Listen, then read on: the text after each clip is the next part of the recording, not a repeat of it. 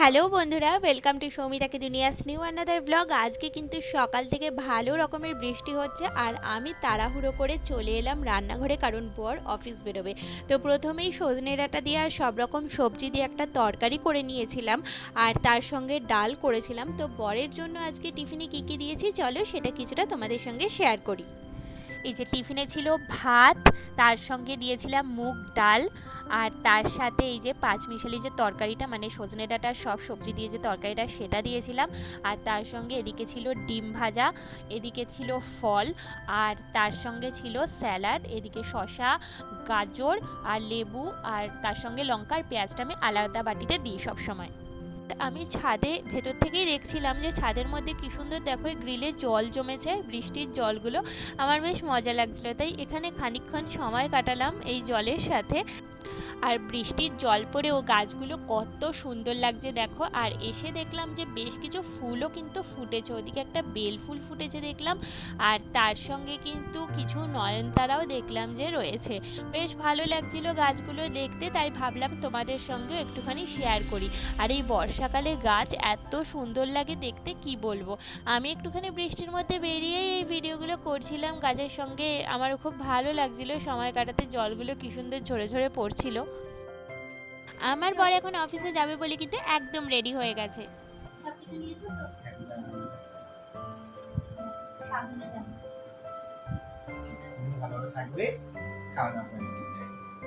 বরমশাই অফিসে বেরিয়ে যাওয়ার পর আমি চলে গেছিলাম স্নান করতে, ঝটপট করে স্নানটা সেরে এলাম। আর আজকে ওয়েদারটা এত ভালো, কি বলবো, মানে কিছু কাজ করতে মন চাইছে না ঠিকই, বাট কাজ তো করতেই হবে।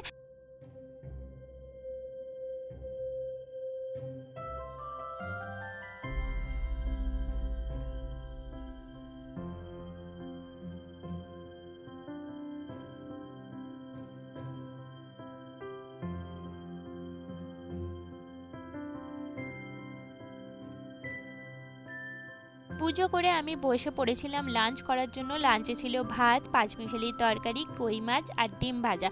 তো এটা দিয়ে আমি লাঞ্চটা করে নিয়েছিলাম। চলো আমি এখন খেয়ে নিই, খাওয়ার পরে তোমাদের সঙ্গে দেখা হচ্ছে।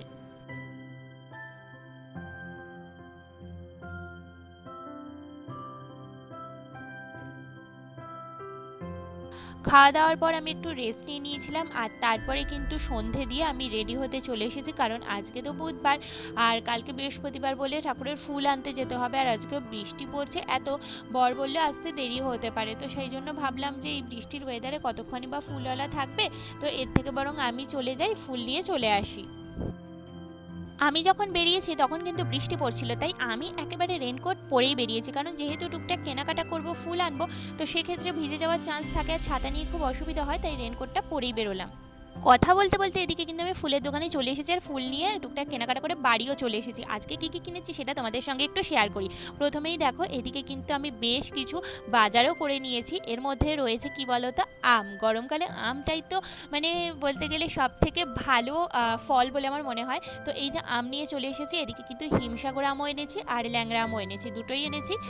তার সঙ্গে একটা কাঁচা পেঁপে, কুমড়ো, শশা এগুলোও কিন্তু নিয়ে চলে এসেছি।